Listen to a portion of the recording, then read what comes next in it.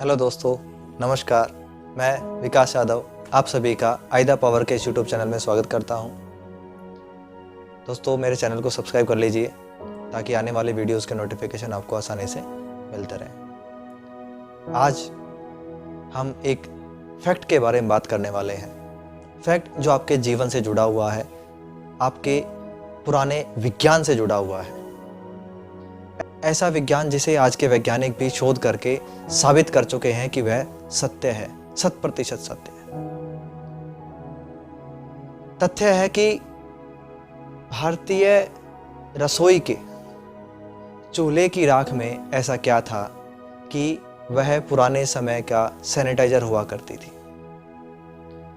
उस समय hand sanitiser नहीं हुआ करते थे और साबुन भी दुर्लभ वस्तुओं में एक मानी जाती थी। उस समय लगभग लोग हाथ धोने के लिए राख का इस्तेमाल करते थे, जो बनती थी लकड़ी और गोबर के कंडों से। आपको पता होगा, पौधे छोटे और बड़े तत्व को या तो जमीन से प्राप्त करते हैं या वातावरण से प्राप्त करते हैं, क्योंकि इसका रासायनिक संगठन ही कुछ ऐसा है। आइए चूल्हे की राख का विश्लेषण करते हैं। चूल्हे की राख में सबसे ज्यादा मात्रा में कैल्शियम पाया जाता है, जमीन से मिलता है।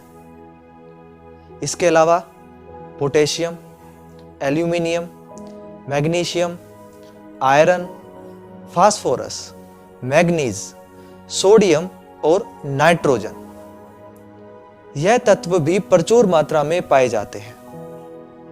लेकिन उसके साथ ही zinc, boron, carbon, lead, chromium और निकल, साथ ही में आर्सेनिक, कैल्शियम भी पाया जाता है। इस राख में मरकरी भी पाया जाता है। इतने सारे तत्व के साथ हमारी यह राख अपना वजूद रखती है। राख में पाए जाने वाले कैल्शियम और पोटेशियम की वजह से राख का पीएच मान, पीएच वैल्यू जिसे कहा जाता है, 9.0 से लेकर 13.5 के बीच में रहती है। 9.5 टू 13.5। इस पीएच के कारण जब कोई भी व्यक्ति इस राख को अपने हाथ में मलता है तो वह वही काम करती है जो साबुन काम करती है।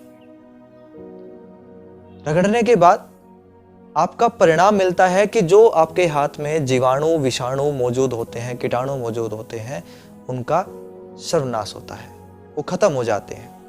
यही काम आपका साबुन भी करती है और यही काम राख भी करती है।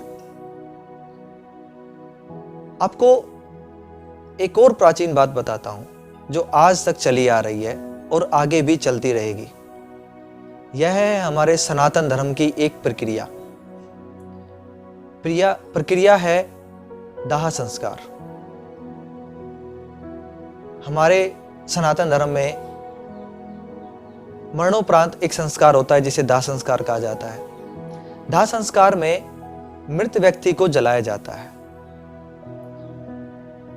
जब मृत व्यक्ति को प्रकृति के एक अनोखे तत्व अग्नि तत्व के हवाले किया जाता है तो उसके साथ लकड़ी और गोबर के कंडों का, उपलों का इस्तेमाल किया जाता है।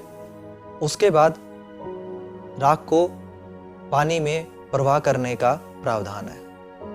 लेकिन ऐसा होता क्या है? ऐसा करने से होगा क्या?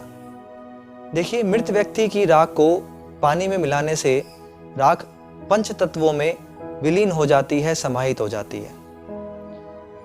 उसके बाद पानी सबसे ज्यादा डिसइंफेक्टेंट हो जाता है, स्वच्छ हो जाता है, शुद्ध हो जाता है, क्योंकि हमारी राख में वो सारे तत्व मौजूद हैं जो डिसइंफेक्टेंट का काम भी करते हैं। उसके साथ ही पानी के अंदर most probable number of coliform, जिसे कहा जाता है MPN नंबर, उसकी मात्रा पानी में बहुत कम हो जाती है, जिससे पानी बहुत ज्यादा स्वच्छ हो जाता है। उसके साथ ही पानी में डिसॉल्व्ड ऑक्सीजन की मात्रा बढ़ जाती है। ऑक्सीजन वैसे ही हमारे शरीर के लिए फायदेमंद है। इसलिए उस पानी के इस्तेमाल से हमारा शरीर भी शुद्ध हो जाता है, स्वच्छ हो जाता है। उस पानी से नहाने से हमारे शरीर के विकार मिट जाते हैं। आपने देखा होगा कि नागा साधु राख का इस्तेमाल अपने शरीर पर लिपटा लेते हैं। आपको पता है कि वह राख बिना किसी कपड़े की मदद से उनके शरीर को गर्म रखती है, उनके शरीर को विकारों से मुक्त रखती है। राख का यह फायदा भी है। अंत में राख का एक अनोखा फायदा भी मैं आपको बताता हूं। यह मेरे जीवन से भी जुड़ा है, आपके जीवन से भी जुड़ा है और दुनिया के हर किसान के जीवन से भी जुड़ा है। फायदा यह है कि हर किसान अपने खेत में राख का छिड़काव भी करता है। जब अपने खेत को बोता है, बीज लगाता है, अंकुरन बाहर आता है, उस समय अपने खेत में राख का छिड़काव भी करता है। चाहे तो वह पानी के साथ उसको बहाता है या छिड़काव करता है, जैसे खेत में खाद को छिड़का जाता है।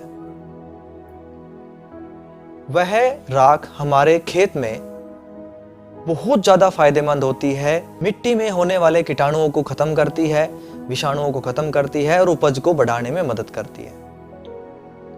तो देखिए दोस्तों, इस राख के कितने फायदे हैं। तो यह राख हमारे लिए बहुत कीमती है। इस राख का इस्तेमाल हमारे जीवन में स्वच्छता और स्वस्थता दोनों को बढ़ाता है। यह थी हमारी वीडियो। आपको हमारी ये वीडियो कैसी लगी कमेंट करके जरूर बताएं, और आप किस पॉइंट पे आगे हमसे वीडियो चाहते हैं आप वह भी हमें शेयर कर सकते हैं। धन्यवाद।